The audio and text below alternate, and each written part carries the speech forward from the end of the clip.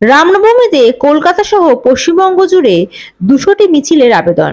তার সাথে গোটা কলকাতা রামনবমীর পোস্টারে ছেয়ে গিয়েছে, যেটি অতীতে কখনো দেখা যায়নি।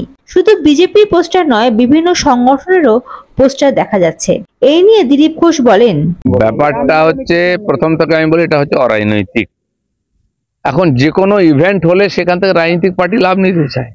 আর যেহেতু এই রামনবমীর মিছিল ইত্যাদির সঙ্গে প্রথম থেকে বিজেপিও যুক্ত আছে, হিন্দু সংগঠন যুক্ত আছে, এখন অনেকে যুক্ত হতে চাইছেন, কিন্তু সমাজের তরফ থেকে এই উৎসব পালন হচ্ছে আর টিএমসি বাধা দেওয়ার চেষ্টা করছে। অলরেডি পুলিশ ধমকাচ্ছে, রাত্রেবেলা তুলে নিয়ে যাব, টিএমসির নেতারা ধমকাচ্ছেন।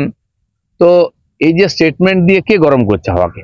আর সবচেয়ে বড় কথা, হিন্দুদের কোনো সুরক্ষা নেই পশ্চিমবাংলায়, তাই তারা একত্রিত হতে চাইছেন। যে ঘটনা আমাদের চোখে আঙুল দিয়ে দেখালো মুর্শিদাবাদ আর মালদার, তারপরে তো আমার মনে হয় সারা পশ্চিমবাংলার গ্রামে গ্রামে এরকম মিছিল বেরোবে। এরা আটকাতে গিয়ে আমাদের বাড়াচ্ছে। দেখুন, রাম মন্দিরের আন্দোলন যখন থেকে শুরু হয়েছে, সেই 86 সালে রাম রথ বেরোলো, রাম মন্দিরের হাওয়া সারা দেশে লেগেছে, তখন থেকে হিন্দু জাগরণ হয়েছে। সেই আন্দোলনের বিরুদ্ধে যারা ছিলেন তারা অসফল হয়েছেন, হিন্দু সমাজ সফল হয়েছে, মন্দির প্রতিষ্ঠা হয়েছে, আত্মবিশ্বাস বেড়ে গেছে। তো রাম মন্দিরের সঙ্গে সঙ্গে এই রামনবমীর শোভাযাত্রার যে বিস্তার, এটাও বাড়ছে। তো এটা হিন্দু সমাজের মধ্যে একটা আত্মবিশ্বাস ফিরে এসছে। আর যারা হিন্দু বিরোধী রাজনীতি একদিন করে এসছে, ওরা প্রমাদ গুনছে, তাই চমকাবার চেষ্টা করছে। ওটা কিন্তু হিতের বিপরীত হবে।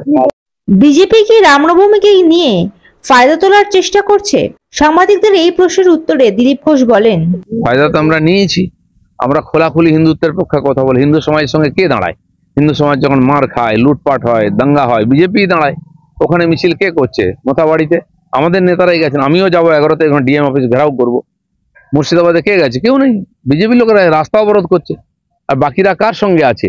সে তো মমতা ব্যানার্জির ভাষণ শুনেছি আর নামাজের ওখান থেকে। তো উনি ওখানে গিয়ে হিন্দু সমাজকে ধমকাবেন, মুসলমান সমাজকে উস্কাবেন, তার পরিণাম যা হবে আমরা জানি। সে হিন্দুকে বাঁচতে হলে তার নিজের থেকে নিজের সুরক্ষার ব্যবস্থা করতে হবে। এই কথাটা আমি ব্যক্তিগতভাবে প্রথম থেকে বলে আসছি 10 বছর ধরে, যে পশ্চিমবঙ্গকে বাংলাদেশ বানাবার চক্রান্ত চলছে। আজকে সেটা হাতে হাতে দেখতে পাচ্ছি। ওপার বাংলায়ও দুর্গাপূজার মূর্তি ভাঙা হচ্ছে, এপার বাংলায়ও ভাঙা হচ্ছে। ওখানে কালী পূজা, লক্ষ্মী পূজার মূর্তি ভাঙা হচ্ছে, এপার বাংলায়ও ভাঙা হচ্ছে।